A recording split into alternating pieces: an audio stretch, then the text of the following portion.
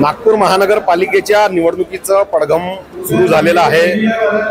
आपण बघताय की महानगरपालिकेच्या रचना झाल्यानंतर त्यावर काही प्रमाणात आक्षेप नोंदविला गेलेला आहे।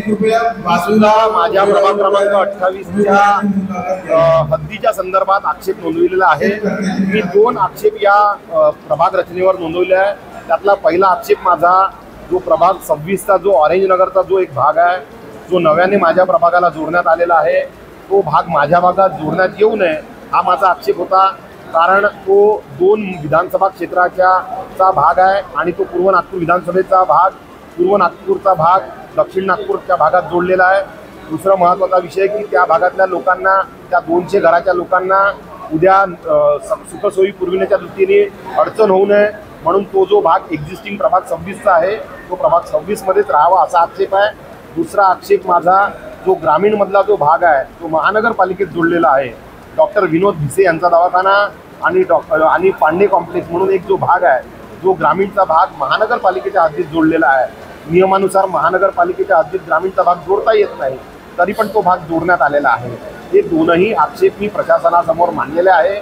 निश्चितच सुनावणी दरम्यान मी माझी योग्य बाजू मांडून प्रशासनाला त्या दोन्ही बाजू पटवून देईल आणि ते दोनही आक्षेप मंजूर करून घेईल।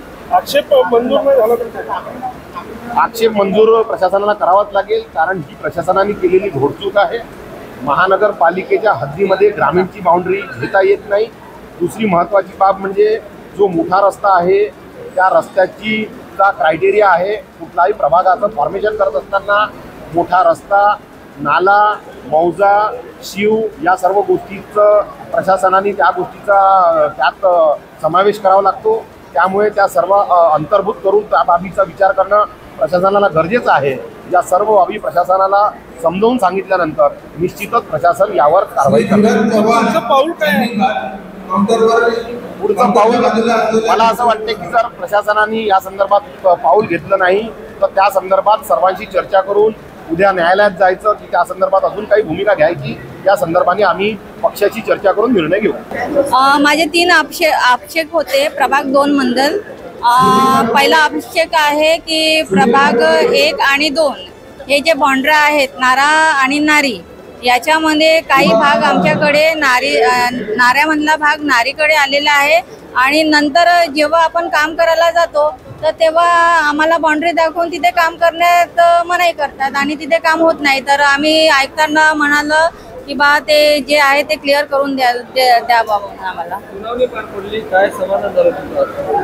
काय म्हणालं? सुनावणी दरम्यान काय समाधान मिळालं? हो, सरांनी मला म्हणाले की बा आम्ही सहनिशा करून तुम्हाला पत्राद्वारे कळवण्यात येईल बा म्हणून। माझं नाव श्रीमती भावना लोणारे।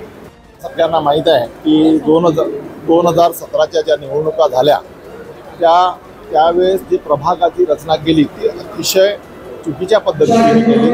परंतु ह्यावेळेस आता 8 वर्षाच्या नंतर जेव्हा इलेक्शन होत आहे तर त्यावेळेसही प्रशासनाने ज्या केलेल्या चुका आहेत त्या दुरुस्त केल्या नाही। समजा उदाहरणार्थ प्रभाग 23 आहे, प्रभाग 23 मध्ये जी लोकसंख्या आहे ती लोकसंख्या बरोबर आहे, नॅचरल बाउंड्रीज बरोबर आहे, परंतु यांनी विशिष्ट पक्षाला फायदा व्हावा, विशिष्ट समाजाचे लोक अलीकडे यावे, कुठल्या विशिष्ट समाजाचे लोक दुसरीकडे जावे, त्याचा फायदा यांना व्हावा, अशा दृष्टिकोनातून नॅचरल बाउंड्रीज ज्या आहेत त्या नॅचरल बाउंड्रीजचा कुठेही म्हणजे त्यांनी उल्लंघन केलं।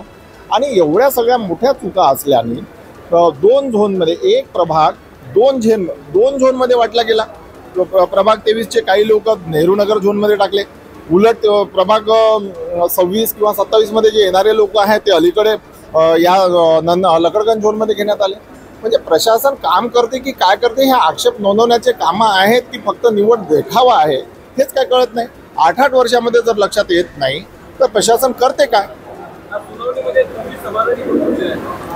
आता आम्ही आक्षेप नोंदवत आहे। आता माननीय आयुक्त आणि जे ठरल्याप्रमाणे त्यांनी अधिकारी नियुक्त केलेले आहे त्यांच्या समोर आम्ही म्हणणं मांडणार आहे।